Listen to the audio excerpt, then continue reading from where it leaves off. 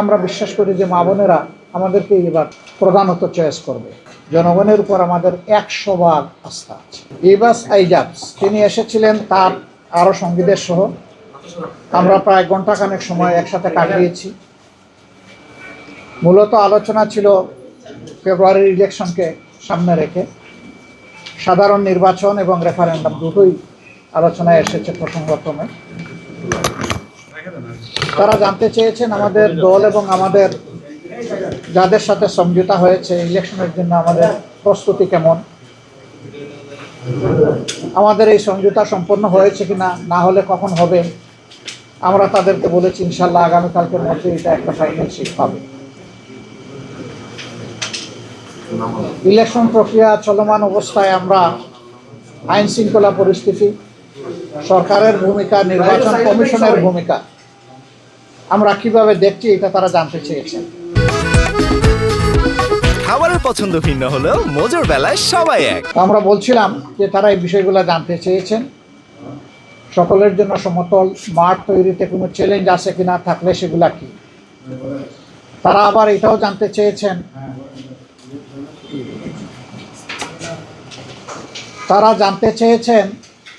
যে আমাদের কোনো স্পেসিফিক এরিয়া অফ কনসার্ন আছে কিনা। আমরা বলেছি অবশ্যই আছে, কিন্তু সেইটা আগেই আমরা আপনাদেরকে জানাতে পারছি না। আমাদের এই কনসার্নগুলো এইটা মিট আপ করার জন্য যারা দায়িত্বপ্রাপ্ত আগে তাদেরকে জানাবো। প্রধানত নির্বাচন কমিশন, এবং নির্বাচন কমিশনকে অর্থবহ সহযোগিতা দেওয়ার দায়িত্ব হচ্ছে সরকারের। আমরা এই দুই অথরিটিকে জানানোর পরে আমরা যদি সমাধান পেয়ে যাই, বাইরে কাউকে আমরা জানাবো না। কিন্তু যদি আমরা সমাধান না পাই, তাহলে আমরা এটাকে অবশ্যই জনগণের জানার অধিকার আছে, আমরা জানাবো, তখন আপনারাও জানবেন। খাবারের পছন্দ ভিন্ন হলেও মজার বেলায় সবাই এক। তারা এটা জানতে চেয়েছেন যে আগামীতে যদি আমরা সরকার গঠন করি, তাহলে আমাদের রিলেশন দুনিয়ার বিভিন্ন দেশের সাথে কেমন হবে, আমাদের নাইবরদের সাথে কেমন হবে। আমরা স্পষ্টভাবেই বলেছি যে বিশ্বের সবগুলা শান্তিকামী, সভ্য এবং গণতান্ত্রিক রাষ্ট্র যেগুলো আছে সবার সাথেই আমাদের সম্পর্ক থাকবে, বন্ধুত্বের সম্পর্ক। যারা আমাদের প্রতিবেশী তাদের সাথে অবশ্যই প্রতিবেশী সুলভ সম্পর্ক আমাদের থাকবে, এবং আমরাও প্রত্যাশা করব তারাও আমাদের সাথে প্রতিবেশীর মতোই আচরণ করবে। সেই আচরণটা হবে পারস্পরিক শ্রদ্ধা এবং সমতার ভিত্তিতে। আমরা কোনো ক্ষেত্রেই কোনো অসমতা দেখতে চাই না। আমাদের ফরেন পলিসির ব্যাপারে, রিলেশনসের ব্যাপারে আমরা বলেছি যে আমরা কোনো নির্দিষ্ট রাষ্ট্রের দিকে ঝুঁকতে চাই না, বরঞ্চ সারা বিশ্বের সাথে বন্ধুত্ব আর সমন্বয় রক্ষা করেই আমরা আমাদের দেশকে সামনে এগিয়ে নিতে চাই। তারা এটা জানতে চেয়েছেন সমাজের কোন সেকশন আমাদেরকে সাপোর্ট দিচ্ছে বেশি। আমরা বলছি কোনো আলাদা সেকশন না, সবাই দিচ্ছে। তবে যুবকরা বিশ্বাস করে তাদের অ্যাসপিরেশন ফুলফিল করার জন্য জামাত যদি কোনো কমিটমেন্ট দেয়, সেটা জামাত রক্ষা করবে। এই বিশ্বাসের জায়গা থেকেই এ পর্যন্ত হয়ে যাওয়া গুরুত্বপূর্ণ পাবলিক বিশ্ববিদ্যালয়গুলোতে যে নির্বাচন হয়েছে, এখানে তার রিফ্লেকশন হয়েছে।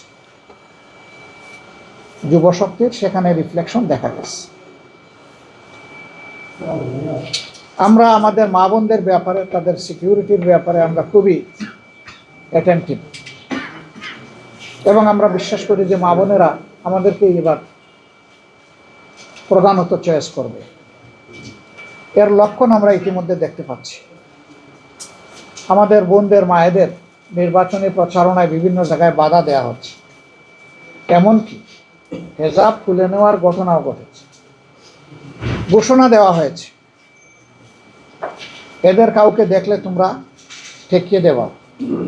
কোথাও বলা হয়েছে তাদেরকে তাড়িয়ে দেওয়া। মা বোন তো সবারই আছে। এই শব্দগুলা কেন? রাজনৈতিক দলের কাজ হচ্ছে সকল শ্রেণী পেশার বয়সের মানুষকে, লিঙ্গের মানুষকে সম্মান দেখানো। শুধু রাজনৈতিক কারণে আমরা কাউকে অপমান করার অধিকার রাখি না। মায়েরা তাদের মতো করে ডিসিশন নেবে, যেমন ভাইয়েরা তাদের মতো করে ডিসিশন নেবে।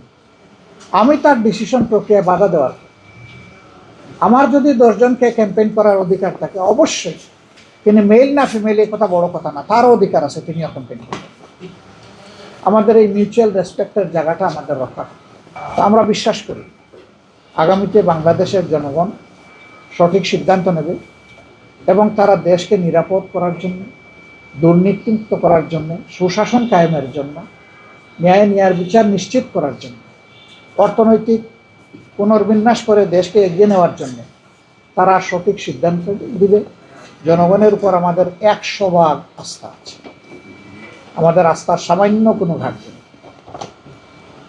শুধু আমাদের দাবি চাহিদা নির্বাচনটা সুষ্ঠু হোক, ভোটাররা নির্বিঘ্নে গিয়ে তার ভোটটা সে নিজেই দিবে, ভোট দেওয়ার পরে তার ভোটের রিফ্লেকশনটা ফলাফলে উঠে আসুক। এই প্রক্রিয়ায় যদি জামাত ইসলামী দেশ পরিচালনার সুযোগ পায় তার সঙ্গীদেরকে নিয়ে, আমরা দেশবাসীর প্রতি আল্লাহর প্রতি কৃতজ্ঞ থাকব এবং চেষ্টা করব আমাদের উপর অর্পিত দায়িত্বের আমানতের বোঝা সঠিকভাবে বহন করার, আমানত রক্ষা করার। তবে যদি জনগণ অন্য কাউকেও চয়েস করে, সেই ক্ষেত্রে আমাদের অঙ্গীকার হবে দেশের কল্যাণে গৃহীত সকল সিদ্ধান্ত আমরা সমর্থন করব এবং আমরা সহযোগিতা করব। সিমিলারলি অন্যরা যদি অপোজিশন গ্যালারিতে বসেন, বিরোধী দলে বসেন, তাদের কাছ থেকে একই জিনিস আমরা প্রত্যাশা for the sake of the country. Moreover আমরা এটাও চিন্তা করছি 54 বছরে আমাদের দেশ কোনো ফেয়ার ডেমোক্রেসি এবং কোনো স্টেবল স্থিতিশীল সমাজ পায় নাই। একটা সমাজের উন্নয়নের জন্য, এগিয়ে যাওয়ার জন্য স্থিতিশীল সমাজ ব্যবস্থা খুবই গুরুত্বপূর্ণ।